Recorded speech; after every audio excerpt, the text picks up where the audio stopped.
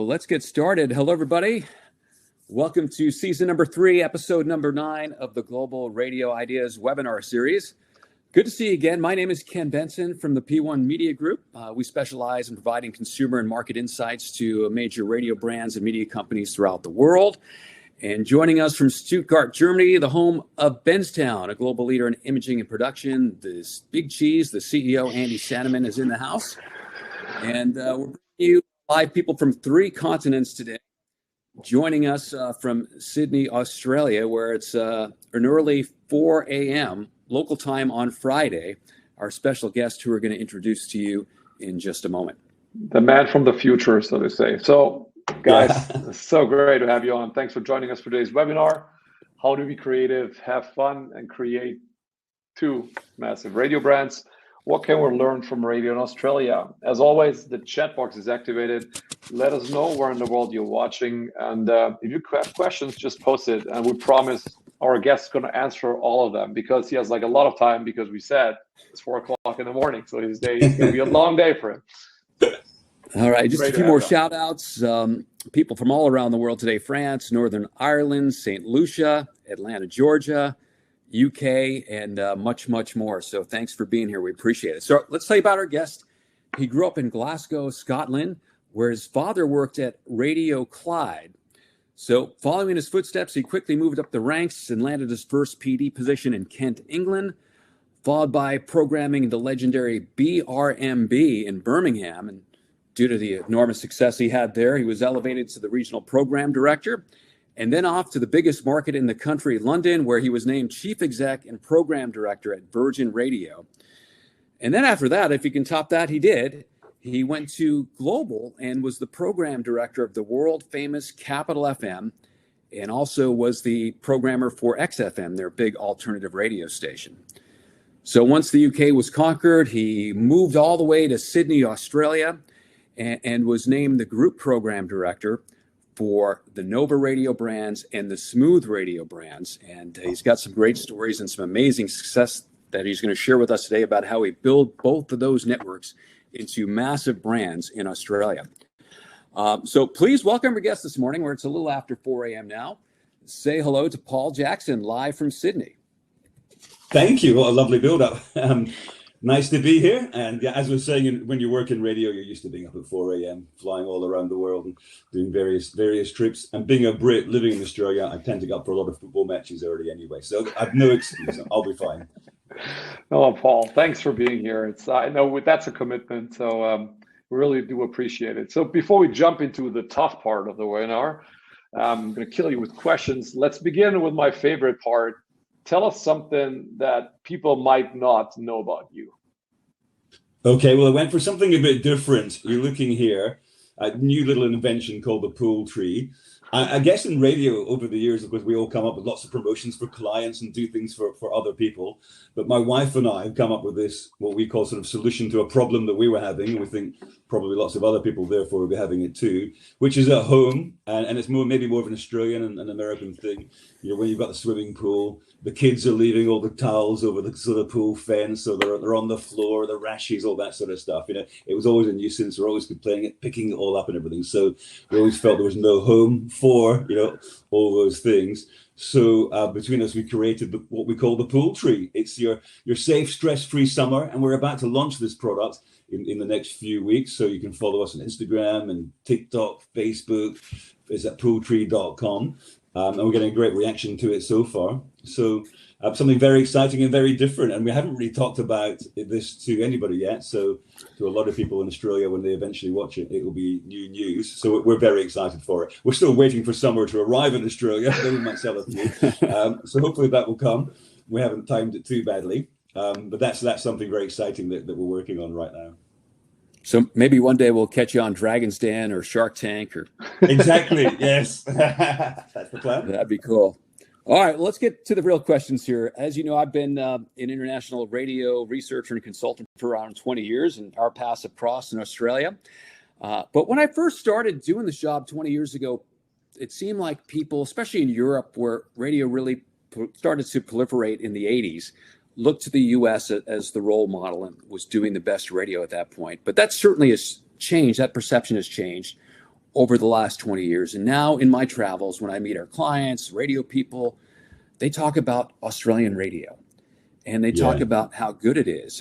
And I mean, there's incredible talent there, as you know. Some works for you, but I mean, people that are known outside of Australia, like Hamish and Andy, Kyle and Jackie O, Fitzy and Whippa, who work for you, and even a fellow UK guy, Christian O'Connell, left London, went to Melbourne, and this is the #1 morning show, breakfast show in the city. So what is it about Australian radio today that keeps it creative and makes it so darn good and interesting? Yeah, it's interesting. Good question, really. I felt that even working in the UK in the 90s, we looked a lot to Australia and some of the creativity that was coming out of the country. I think there's a lot of reasons kind of together, really. I mean, having lived here for 12 years now, I can tell you Aussies have an amazing zest for life. It's a very vibrant culture here. I think the people overall, just don't take themselves too seriously. They're all very much up for a laugh. And they love conversation, they love the banter. So I think radio reflects that really well. The sorts of people, therefore, on the radio are very, very talented and very creative. And all these guys we're looking at there, they're all risk takers. They do a lot of fun stuff, but they're very bright individuals. They know their audiences inside out. And of course, they're all household names. I guess most of the people there, Christian's been in the country 4 or 5 years and ingratiated himself fantastically into Melbourne. It was just fresh. So it's a market where the audience will give things a chance and they're up for something different. So you really can launch stuff here and if you get it right, connect and be authentic, you'll go well. But most of the other talent have been around for more than 10 years, 15, 20 years in some cases, have a real sort of history. So there's an exceptional connection I think they've all got with their audiences. And they're very much big here, comparing it to the UK, they're very big on personal stories. They basically live out all their private lives on air, sometimes showing a lot of vulnerability and sharing too many stories, you could say, And they're all great storytellers, a real sort of discipline between these shows, because most shows in in Australia have 2 or 3 or 4 different hosts in there at the same time. So it's quite disciplined in that everyone knows their roles. If you're the one that's better with callers or the storyteller, the conversationalist, I think the disciplines and the strength of the shows, they're very good at articulating that. And certainly here, I would say none of the shows ever take their audiences for granted. They all work extremely hard all year round, which is why we have about a 6 or 7 week hiatus where every show disappears throughout the entire summer, and then they're back working all year round. And at the other end of the day, interestingly as well, the drive time slot, and it's generally 4 till 6 in this country, is much like the breakfast show as well. Again, they love the chat, they love the banter. So it's 3 big national drive shows that are all comparable to breakfast shows really anywhere else in the world. And I find during the daytime, of course, it's music first, and you expect that. But there's still a lot of sizzle moments, really big talkability moments. Competition's always happening. I think also just getting out and about and connecting with the audiences here is a very big thing. So it's as strong as it ever was in terms of connection. If there's an event happening, in one of the big cities here, or even you go out to sort of regional radio, there's a radio station there attached to it. There's a radio station, sort of doing something. So you do feel, I still have the sense here that for a lot of people, if you're not listening to the radio, you're missing out. We've still sort of got that sort of feeling that maybe some stations or markets have lost over the years. So say exceptional connections as well. Very different from the rest of the world. And Paul, it sounds like what we're really hearing is it's personality and conversation that's really driving a lot of that connection. And very similar to what we learned on the last 2 webinars with the Now Radio guys in Edmonton, Canada, that they're dominating the market with a conversation-led music format. And I guess we're a version of that.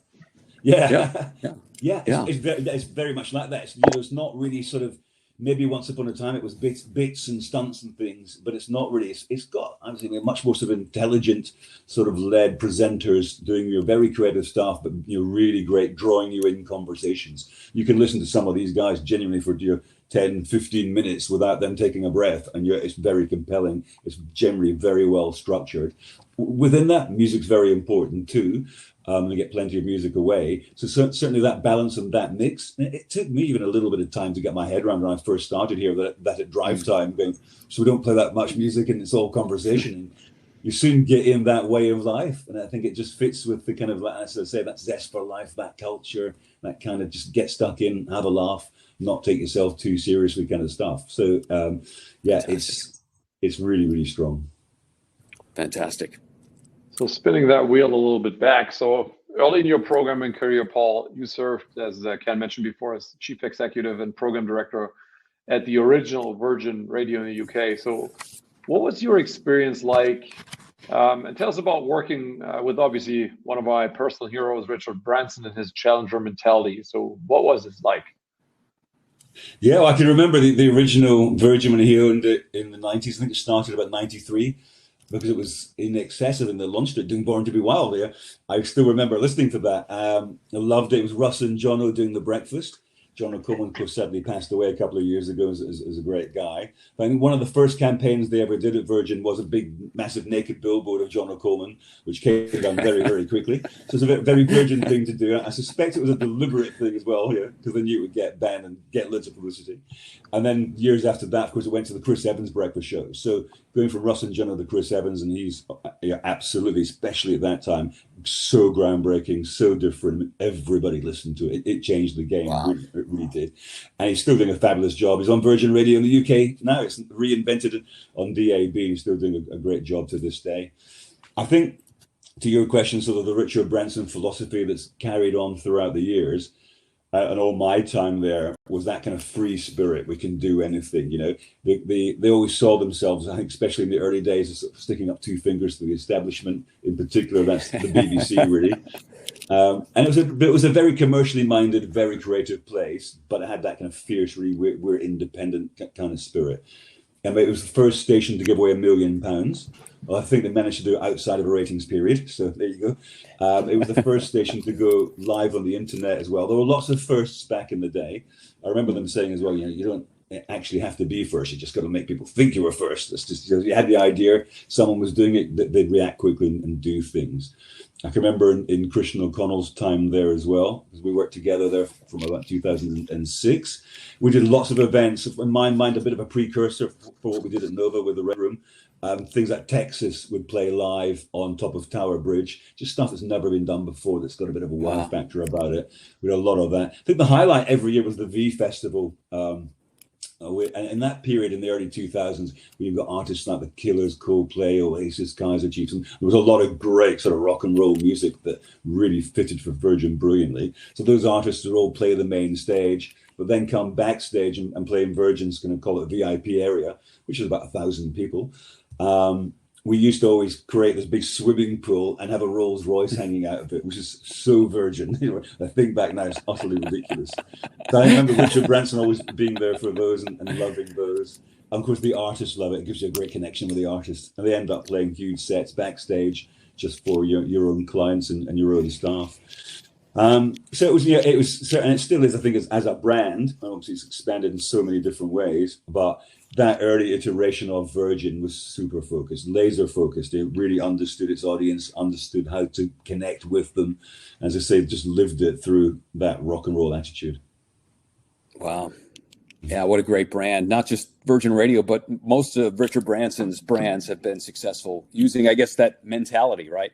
What do they call that? I think that's the mentality. Absolutely. It's in your DNA at the start, as is for many stations. You can't really get away from your DNA, quite rightly. And I think, I'm sure that permeates to this day.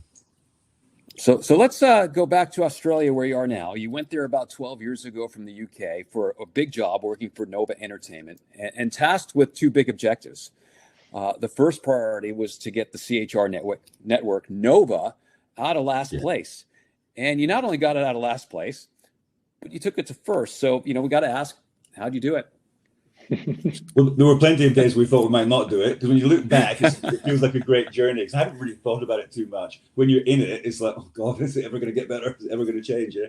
So, I mean, look, when Nova first started, which I think was 2001 in Sydney, it was very, very successful. It was never more than 2 ads in a row. Sounds different. Remember that? Yeah, totally different philosophy. People loved it. It was great. I suppose over the years, then things changed, and the stereo and the competition were very strong.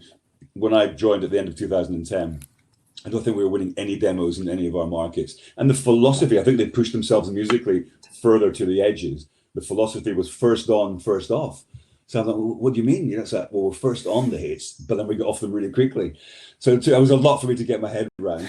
Coming from capital in London, you dominated hits and rinsed them, So yeah, with that entrenched view, we can't win, we can't beat the big guys. We've got to be so different. So I think what I could bring definitely was a different perspective on all of that. From my reading of it, there were a lot of hits that weren't getting played. I thought actually at that time, Australia was quite an adult pop market and a lot of great songs weren't getting played. So I sort of came in with a philosophy of, we're going to get the music right first. Obviously, there's a lot of shows and other things to change too. And an image is like turning around a huge juggernaut. It's going to take time and have a churn of listeners. So we had sort of a couple of years game plan initially. And with the music, first of all, it was about playing our own hits, just finding, again, different stuff, but very much in the mainstream. So there were sounds that were emerging that weren't getting reflected or getting played here. Where we did luck out was Ed Sheeran and the A-Team. That was just coming along, and we capitalized on stuff like that. And you look back now, it's like Calvin Harris and Feel So Close, superstar artists that are household names played everywhere. In my first, I'm going to say 9-10 months through 2011, only Nova was playing those artists. The competition didn't really come onto them because they thought we were so poor, basically. So we got a run at really creating that kind of dancey sound, early Avicii, Swedish House Mafia, David Guetta, all that sort of stuff, and gave the station a younger, fresher, dancey sound. But really felt actually the older end audience, I'm talking 35 plus, probably would love a lot of this stuff too. So I think we were pretty satisfied in year one and made a bunch of changes to our sound. Fresh hits was our position, and there's a real freshness about the radio station. But I knew that wouldn't be enough either. I think people were pretty satisfied, broadly speaking, with the other stations in the markets that they were already listening to. And they had a sort of set in their mind view of Nova being a bit too young and a bit too alternative. So it takes time to turn that around. So I guess one of the big things, I think this is probably a really big shift for us, was my desire for us not just to play hits, make hits, but to really own them and to be really famous for, that's a Nova song, and take ownership of the artist. So we worked really hard at relationships with artists, tried to leverage some of the relationships I had coming out of the UK as well, and I think that may have helped. So we created the brand called the Red Room, which has become infamous, and we've done hundreds of, if not thousands of music events over the years. And the Red Room effectively is like a red neon sign, and we dress as sort of a staging and an event in anywhere you want. We've done them in pubs and clubs.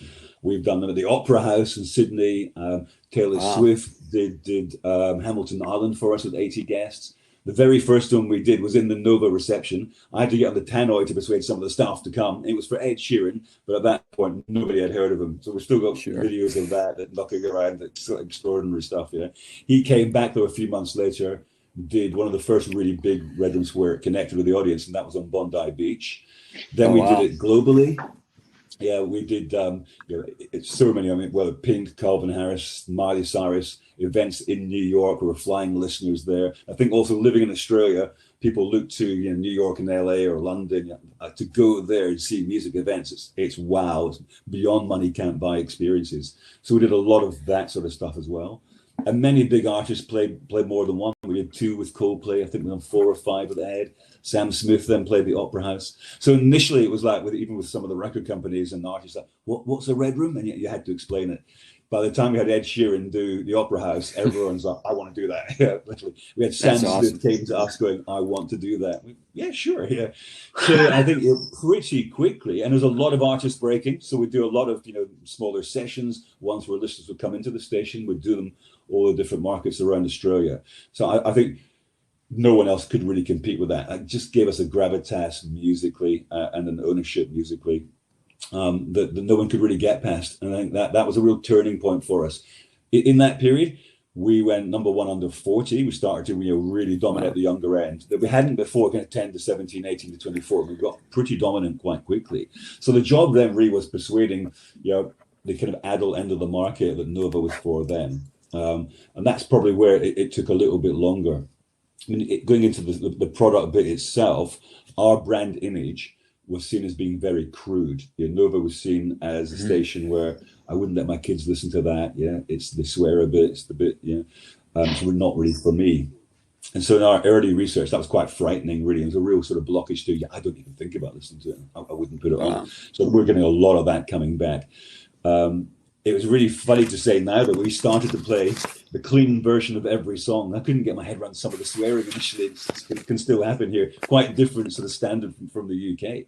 So we cleaned up the music massively. And again, the audience noticed this again pretty quickly.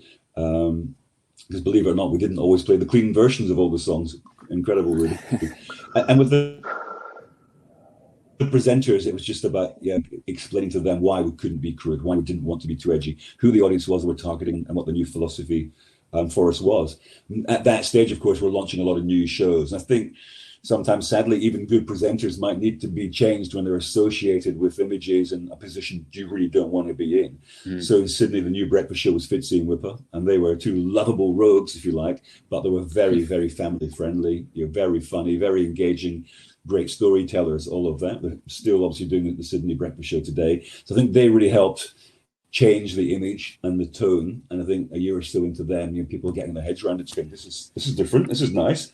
And then of course they've got the younger end loving the red rooms as well. So a picture started to emerge, and a new sound for us started to really, I think, connect with the audience. And then at night time we had Smallsy doing his show. And again, when I think back on it now, all these shows that we created 10 to 12 years ago, all still on air just now, pretty much. Wow. We've got a very similar lineup across the board. So I think that heritage now really helps. That helps. And he was fantastic for, again, ownership with artists. His big thing was you're getting so close to the artists. We'd roll out the red carpet for them when they were here. And he was like, he would just want the artists to think, when they think Australia, to think Nova. So he was so close to artists like Ed Sheeran. I remember in 2000, it would be 15 or 16, when he flew in to start his tour. Smallsy's literally giving us a blow-by-blow account of Ed's plane's landing in a minute, Ed's in the taxi, and he's on his way in. And we had Ed come straight from the airport into the studio, even on the phone, on the car on the way into the studio, co-hosting the show live. We were good at making that kind of event radio, and really good stuff.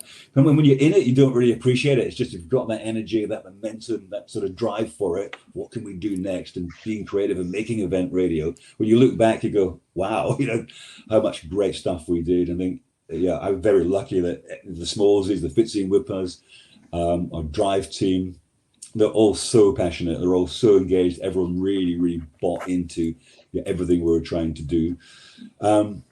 So I mean, I'm sort of oversimplifying how well it went, but even you fast forward 3-4 years, I think there were plenty of moments where we're in a sort of dangerous period. We're going really well. We're kind of number one under 40s in network. There's lots of green shoots. But when I think about the audience around 35 plus, particularly the female audience, I'm not sure everyone was still convinced Nova was for them, or even that they were that unsatisfied with another station. I think there was more using Nova. Our cumes were getting bigger and bigger. I think at times we'd have the number one cume in markets, but the share not necessarily following. So I think people are curious, using it more, especially at weekends. So I think that's an interesting sort of point there, where you got to stick to your guns. And if you remember that, should we be doing this? Should we change? Should we try some different things?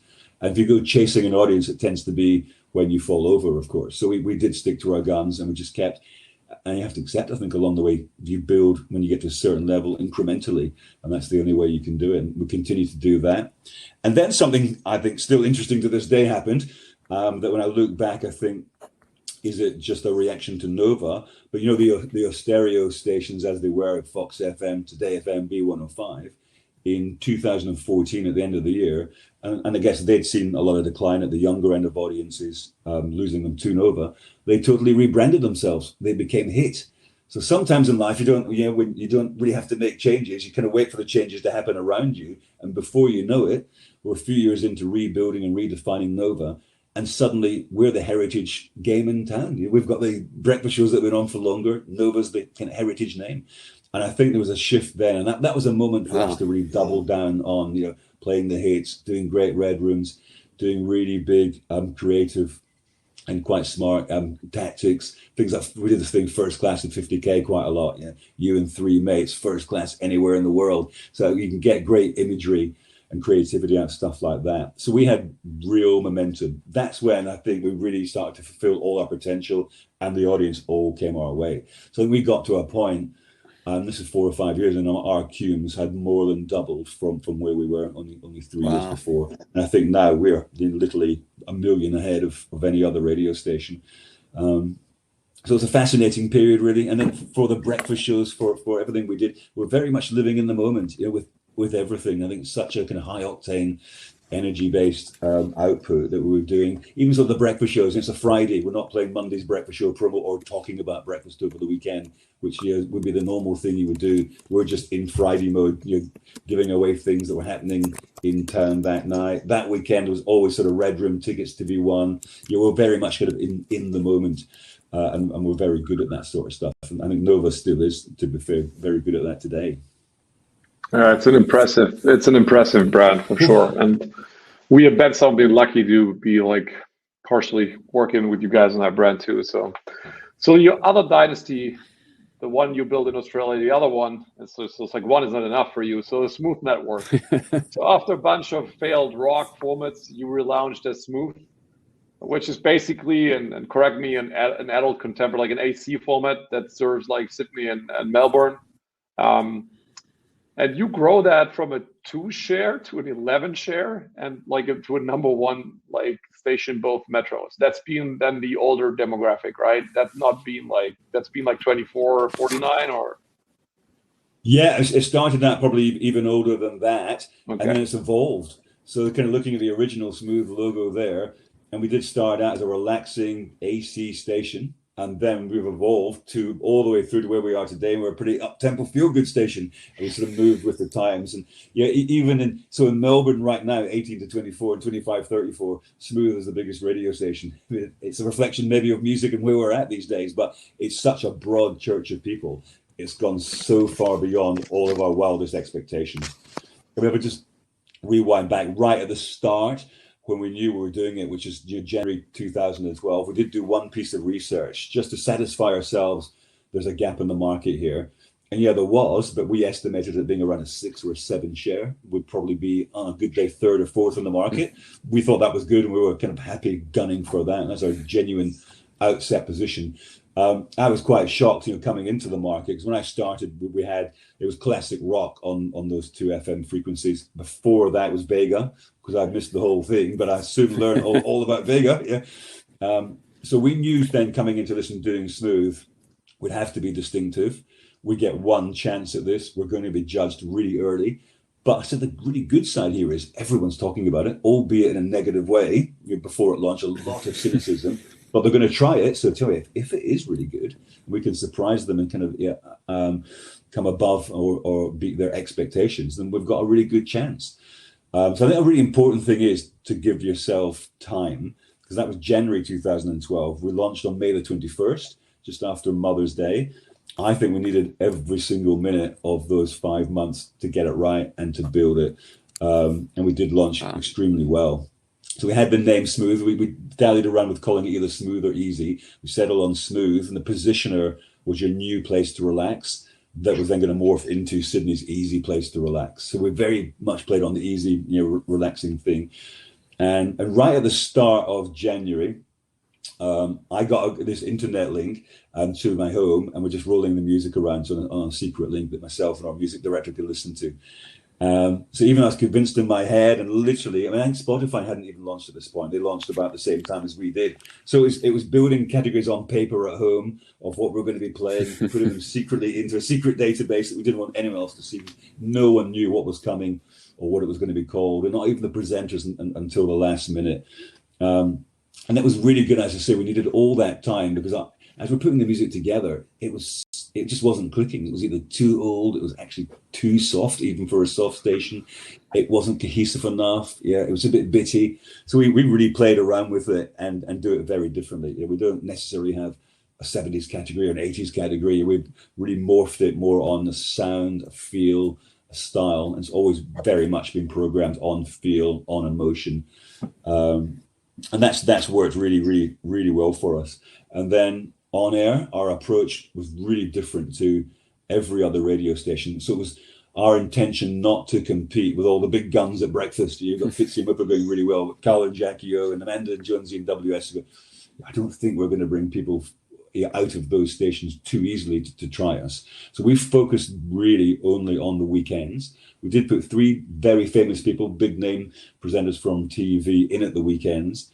And we had this idea to do superstar names at 4 o'clock on a Saturday and a Sunday. So we got, Michael Buble initially for 3 or 4 weeks. Then it was Lionel Richie, Dolly Parton, Barry Gibb, Hugh Jackman, all the sort of great Aussie stars as well, all presenting their own shows, playing their smooth favourites. So we ran this thing, it was a good imaging piece of, and we got, in that first year, we used a lot of callers on, what's your smooth favourite?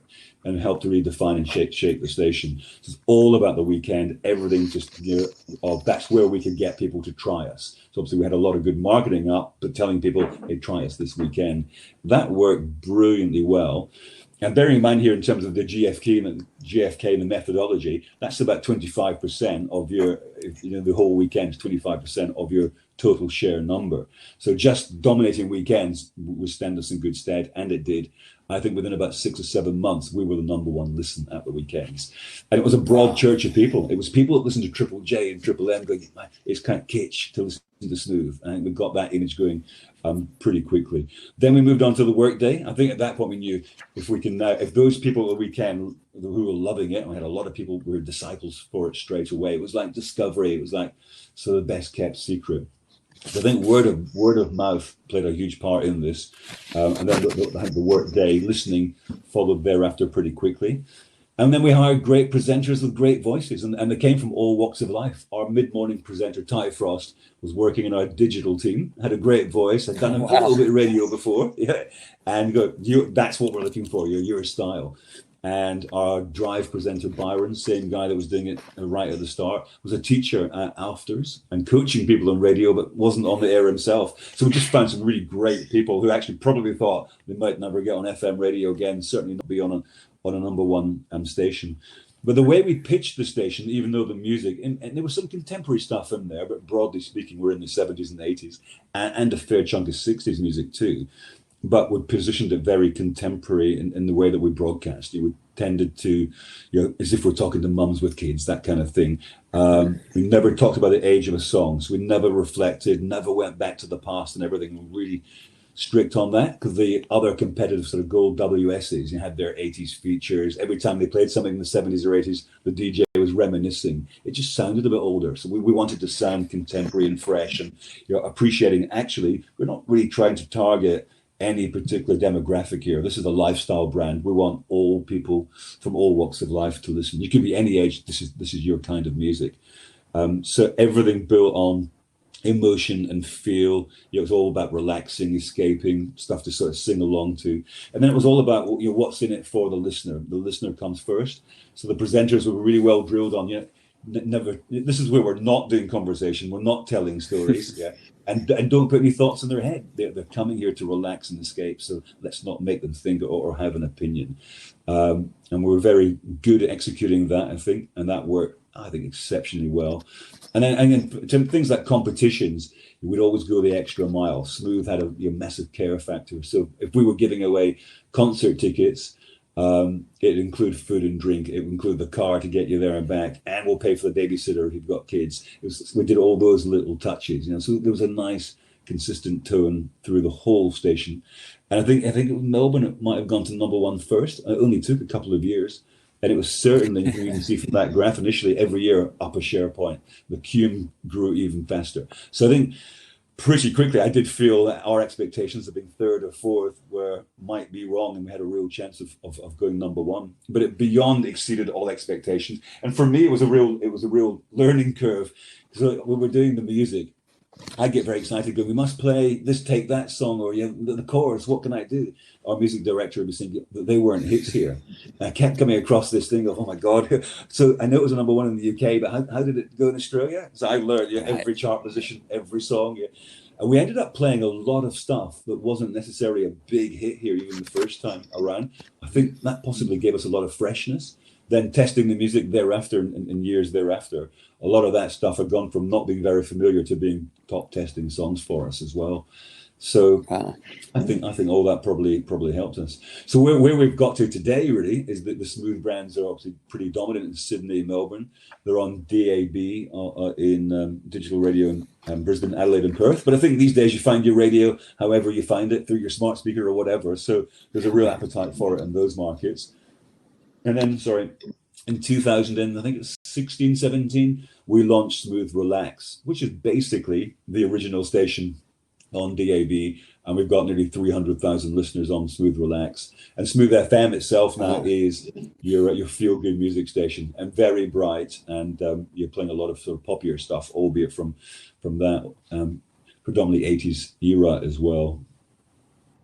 Well, two extraordinary success stories. I mean, it's remarkable how you built Nova and the Smooth brand to really be dynasties in the country. So congrats. Just reminding you, we are speaking with Paul Jackson today. He's certainly a superstar programmer from the UK and Australia. If you got a question for him, we'll take questions in just a few minutes. All you need to do is go to the chat box on the right side of the screen and type your question away. So one more question about Smooth. I've always been really impressed with your TV ads. You spoke about Nova and how important it is to take ownership of artists and music. And you've done some amazing ads with Michael Buble and then later Sam Smith. And many of these, if you Google on YouTube, you'll find them. But tell us how that happened. I mean, was that hard? Funnily enough, no. Sometimes in life, it's the old thing. You've just got to ask the question. Ask the big, scary question. You might just get a good answer. Yeah. So the very, very first thing we did, this is, again, January 2012, when we pressed the green button on We're Doing Smooth, and knowing we wanted to aim high, the conversation inside was, if we could get Michael Buble, because at that point, in the previous 3 years, he'd had the best-selling album every year, and had a lot of hits out, and the Christmas stuff going very well. He was barely getting any airplay on the radio at all. So that here comes a radio station that is going to play a lot of his music and really embrace him, and a great image, also youthful kind of look and feel. So I thought that would position us really well. So I went to a friend and industry colleague Tony Harlow, who was running Warner Music in Australia at the time. And he and I had a call with Bruce Allen and just pitched it to them just like that. Going, yeah, Buble, obviously one of his biggest markets is Australia. You're not really getting any radio airplay. We're about to do this station. Here's a scope for a TV ad, and would you be interested in doing it? Literally, they came back within 24 hours and said, this is a great idea. Yes, we love it. They were in. So funnily enough, we had made the TV ad before we'd hired any presenters, before we had another. Oh, wow. We literally had the ad done, and that gave us a lot of confidence about how it might go. So it was actually one of the easiest things we've ever had to achieve. And sometimes the really sort of big ideas, can be the ones that aren't quite as hard. And what then followed from that, I think we moved from that a few years later to a Spandau Ballet ad briefly. And then Sam Smith was one of the few artists, I think, that was on Nova and Smooth, transcended all formats. Everyone was playing him. He was actually in the Nova TVC, which featured Ed Sheeran and Taylor and Katy Perry and all the usual suspects back then. And then we just had the idea of asking him to do it. And the idea for us really was keeping it contemporary and kind of really appealing to that younger and making sure Smooth wasn't seen as sort of an old station or oldie station. And did quite a humorous ad with him too. And in that period, we're just picking up the tempo. So the idea of that ad is Sam Smith is partying in his hotel room and the woman next door is trying to relax. She knocks on the door and doesn't recognize it's Sam Smith. And he plays it out really, really well. And that worked exceptionally well for us. And then from there, we sort of moved our image into the more feel good. And so we engaged with Robbie Williams, who's absolutely massive in Australia, as he is everywhere, really. And we sort of went for a different ad using Earth, Wind and Fire, Billy Ocean, kind of brighter tunes, and quite a fun one as well. So we've always associated ourselves with a different artist that's imaged it really well. So it's very much brand first. It's the talent, obviously, very important in what they do. Within the Smooth universe, we've got Bogart doing the breakfast show in Sydney, Mike doing it in Melbourne. They're huge names. The research on them within their universe is massive, not necessarily to the broader market, but they're very important to us. But it's brand first, and it's Smooth. It's Smooth right. People listen to. It's all about the music. So associating ourselves with music artists has always been sort of a smart way for us to go. Yeah. I guess the first point is don't be afraid to ask. Yeah. Right? I mean, you asked and you got it. And the other thing too, again, I want to recommend people look for these ads on YouTube because the production and the creative is first class. I mean, these are not made on a cheap radio budget. These are beautiful masterpieces. Yeah, they are, and we're very, very proud of them. I think that was the thing about Smooth. Everything we did, it had to be absolutely top class. Yeah, and I think one of the things over the years is just maintaining, and it can sound boring, but maintaining our consistency. So much like Nova, the entire Smooth team on air are the same people. And a great thing of starting in the FM station, I'm very lucky to have had the chance in life to do that, is you're handpicking all the people behind the scenes. So again, it's the same team on air and off air across the whole Smooth network. So I think that makes it an absolute joy to have been a part of. Well done. Yeah, and there's obviously the guys who make parts of the brands, and that's kind of like my last question. Personally, I mean, there's some really outstanding and innovative imaging producers in Australia. A lot who I really dearly call friends of mine. So how vital has been imaging building your brands? I mean, maybe not just in Australia, but everywhere you went. I mean, also in the UK. How big of a part was that? Huge. Yeah, I mean, so important. I think you can't underestimate it. It's the brand personality, really, isn't it? And, you know, some of our guys, Brad and Dan Pearson, we had Matty Dower before. So there's a lot of talented audio and imaging producers in this country. Konski over at SEA is very good. Ben Ryan at iHeart. There's a long list of people highly creative. It's one of the areas where I think we really excel here, and it's absolutely huge. We try to sound different from everyone else in that we have a lot of color, same humor and energy in ours. We keep it quite big, quite simple, so we're not ones for a massive crash bang whoopee, all sort of sounding effects, and very much music first. You respect the music, so it's song by song as we sort of build in intros and everything, different treatment for them as we go. So we've worked a lot on the style over the years. I think, again, even production-wise, we're quite conversational, but it's really punchy as well. So it's not kind of up and shouting in your face like a lot of stations are. And always constantly refreshing it. I do notice in Australia quite a lot of stations, and not ours, but use a lot of different production voices and in different styles from show to show, which I don't really buy into, don't think works particularly well. I think it makes it much harder to have a brand sound, and it's like this show just happens to be on this station. There's a fair bit of that creeping in, I've noticed. But when you got them down the dial, even though there can be unfortunately more and more overlap of music these days as we all sort of look to find different things to play, you when you land on Nova, you know you're on Nova. You know, the way it's put together, and that's right through to the imaging plays a huge part in that as well. So very much got our sound. And Dan Pearson and Brad and these guys do a wonderful job. Fantastic guys, fantastic, really talented imaging producers. I think it's some of that inspiration and innovation that's coming out of Australia that's exciting radio in the rest of the world. So, big part of it. All right, so I want to do one last question. We are running a little bit long, Sophie. I know this is a big subject I'm going to unbox right now, but let's try and tighten up because we do have some questions I want to take. Yeah. So, you've been responsible for some of the most iconic CHR brands in the world. Just put on the screen, Nova in Australia, Capital in the UK. Clearly, everyone in a contemporary format's been complaining about the music cycle. The current music cycle's been lousy. So you being responsible for Nova, and how are you coping with it? What trends you're seeing? Is there anything we can learn, borrow from Australia that may help other contemporary stations around the world? The word doldrums keeps getting used, doesn't it? We're in the doldrums, I think we're very lucky in the past decade, when I go back to all these red rooms and things we talked about earlier. We were in a very strong cycle musically with big artists and big names up until probably the COVID period. But of course, a lot of the big names are now very heritage and not a lot of names. So we've got the Lewis Capaldi, I think, is fabulous. Lizzo, Harry Styles is a superstar, but there's less and less of that, and they've all been around for a bit as well. So we just live in different times, don't we? There's so many factors to this because there's so much choice for the consumer now. Even I find it quite stressful if I'm going on Spotify to find new music, and people probably just haven't got the time to go through all these long lists. So there's a real part for radio to play in that still, I think, for discovery, because we're also in a world where there's no mainstream chart. We used to do the Fresh 40 on Nova, and actually it's not nearly as potent or relevant as it used to be, but that was event radio on Saturday mornings. What was going to be number one was a big deal, and it just doesn't work like that now. So this kind of getting into uncharted territory. For us, I think we're in an era where we're kind of going territory by territory. What works in your market, understand your audiences, find your songs, and that could be different in different parts of the world.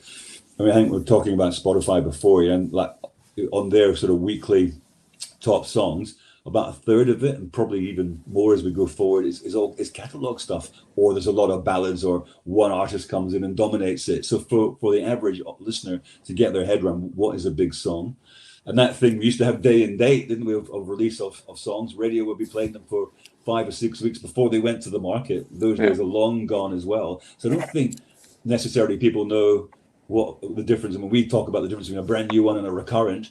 I think for the audience, they're grabbing them all at different points in time. So for us, I appreciate the kind of reflecting cultural moments bit. You know, when Kate Bush, Running Up the Hill comes along from Stranger Things, a lot of people think that's a new song. We're very comfortable to play that as a current hit. There's that Sweater Weather. I've been testing this out on a lot of people. Sweater Weather wasn't a massive hit here in 2013, but we played it a bit on Nova.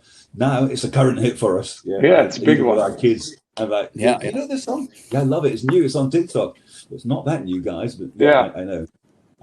And that's kind of the way it is. I mean, there's a Post Malone mashup of Cooped Up and Return of the Mac that's on SoundCloud. So we're out looking for stuff everywhere and going, we'll play that. That'll work. It's very fragmented, right? It's so fragmented. So fragmented. Yeah.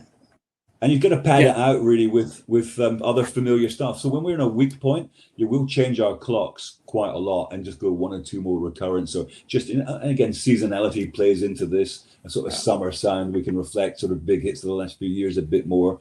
So we've got lots of different ways we'll run our music systems depending on where we're at. And sometimes we just get a little purple patch of a lot of songs testing well in a groove. And other times we end up, believe it or not, playing covers that we come across. Sergeant Slick did Gimme Gimme Gimme and by ABBA, and it was a minimum of 50 favorite, huge tester for us here, and we just kept playing it to the point where I'm listening, sure this is right, but the audience, especially the younger end, loved that stuff.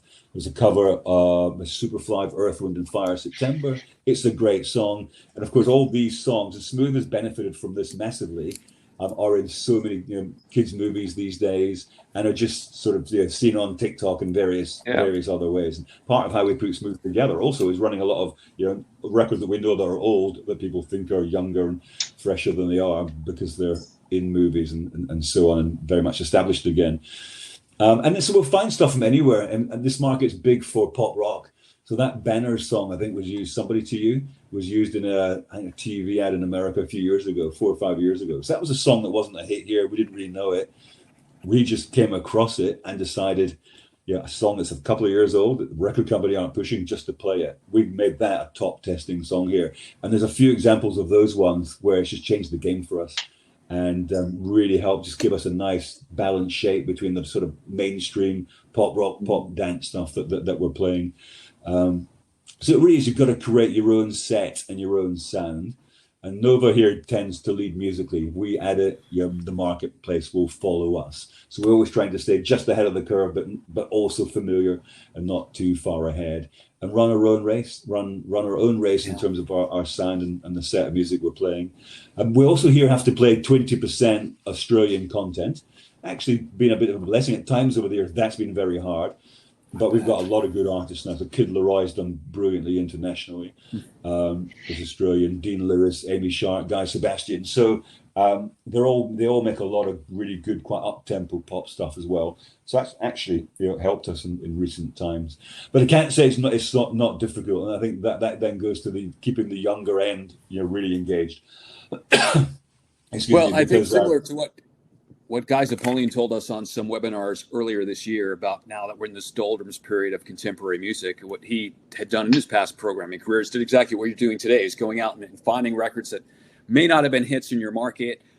Maybe their songs just had good feels about, or they were in a TV commercial or a film, and you took them and made something of them to get us through this drought. Yeah, I think for the younger format like Nova, I think TikTok has definitely helped, because there's so many older songs that are breaking again and I know because of obviously my kids in that age, in that demography where you have people reuse these old songs over and over again for videos where you're I heard that when I was young, and they're back again. Like Kate Bush might be an example, but like the Return of the Mac thing was massive, and there's like so many like coming back. And the production on those songs, the quality of those songs, you go back to like the early 80s to now, you can't tell the difference really. So even that Boney M, Rasputin was a huge hit here a year or so ago. But what it does, it really peps up the station, because a lot of the current stuff we're playing is often a bit melancholy or slower. So also trying to find a bright set as well.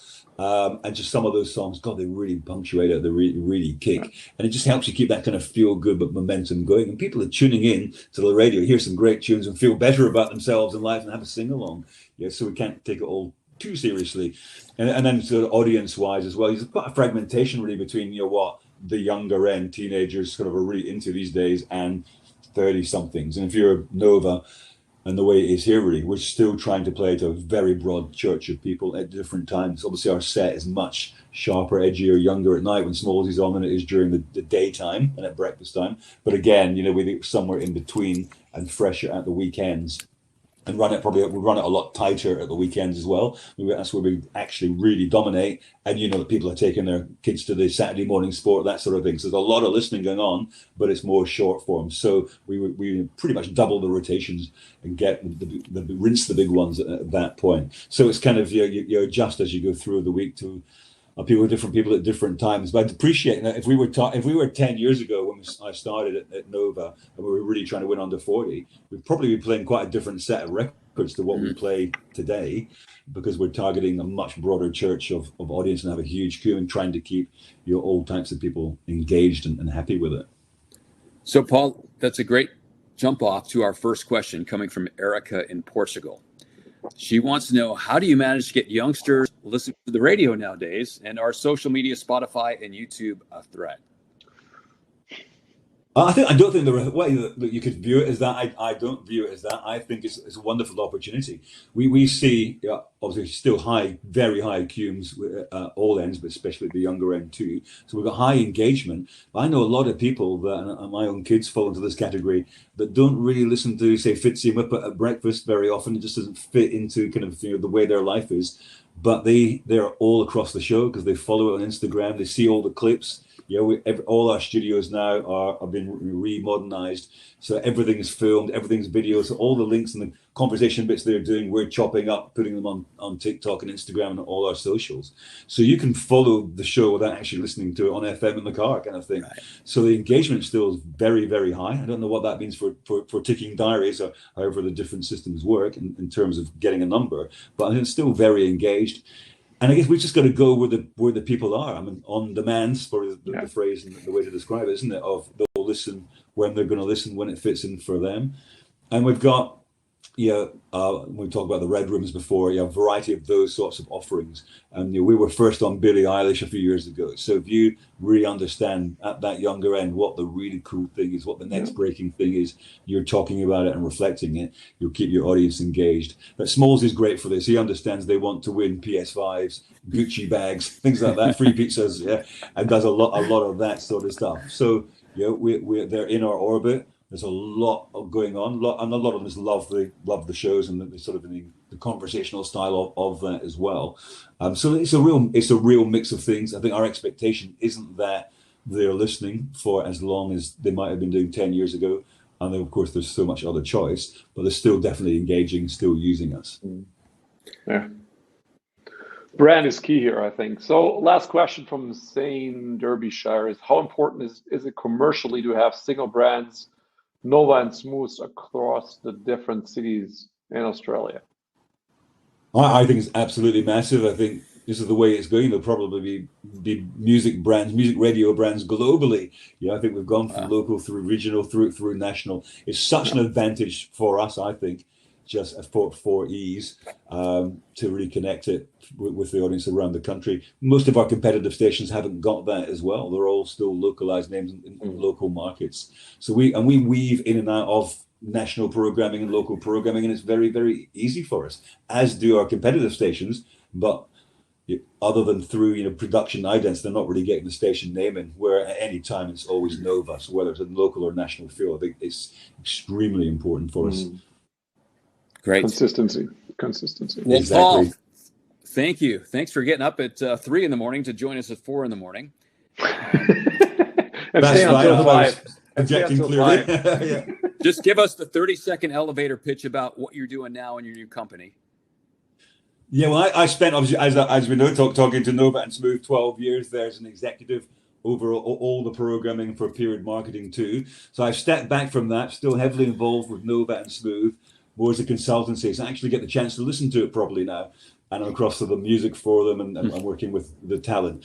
But that gives me the opportunity going forward to work with a couple of other clients as well, and do the stuff that I really love doing, back to where I started, just being in the creative side of programming. So I've started my own Paul Jackson Media business.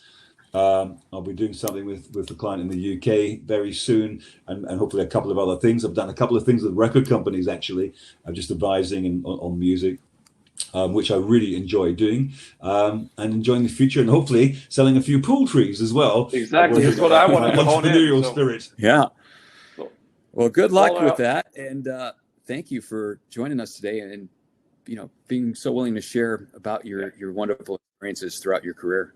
Yeah, my pleasure, and I really enjoyed it. Thank you. Also want to give a shout out to our producers behind the scenes, Susan and Robbie, that helped make this all happen, and of course, thank you for watching. A video today of today's webinar will be available tomorrow on the P1 and Benztown websites and all our social channels and YouTube. So if you missed it, want to watch it again, share it, you can do that at any time, or see the entire series on demand at any time. So we're taking next month off. We always find people are too crazy in December. So we're going to be back in early 2023, and we're going to kick off our 4th season with an absolute superstar talent that most people probably never heard of. He's the host of the #1 morning show in Dubai on Virgin Radio. He's also an entrepreneur and influencer, and now he's a reality TV star. He's on the brand new Netflix series called Dubai Bling. And this guy, Chris Fade, is going to tell us how he moved to Dubai for 2 years. He's now been there, I think, 14, and how he's went from being just a DJ to this megastar, super really successful guy. So really how to grow your brand as a presenter. And that's going to be a lot of fun. Watch for dates. We don't have dates yet because he's actually going to be vacationing over the Christmas period into January in his home of Australia. So you know what that's like. You guys get a lot of weeks off during the Christmas season. So he's going to be down there for that. But it's going to be great. I'm looking forward to it, yes. Yeah, and I mean, Chris Fade is just another level. I mean, this guy has literally worked, interviewed, shot bits with every superstar in the world ever come to Dubai, they go to Chris Fade. So that guy is an absolute superstar. Hopefully we'll have a promotion video ready so you guys can learn more about Chris. And if you find a star he hasn't interviewed and he hasn't chilled out or did something with, I'd really appreciate if you send us an email, because this guy is really phenomenal, unbelievable. He's got really a wax. Yeah. Go ahead. I was going to say, can you tell him from me that if ever he wants to come back to Sydney, there's a job for him at Nova. Yeah. Well, we can leave his wax figure in Madame Tussauds in Dubai, which is where it is. I mean, that's how big a guy this Chris Fade is. So we're really excited to have him on. Paul, thank you. Pleasure. Good luck with your new endeavor and with the trees. And we'll talk to you soon. If I would have a pool, Paul, I'd order one right away. But as I'm in Germany, it's called always I don't have a pool. I'm sorry. Fair enough. Paul, I'll get one to you, Ken. Okay, so nice, thanks, Paul. guys. Thank you so much. Thanks, guys. Bye. Okay, bye, guys. Bye.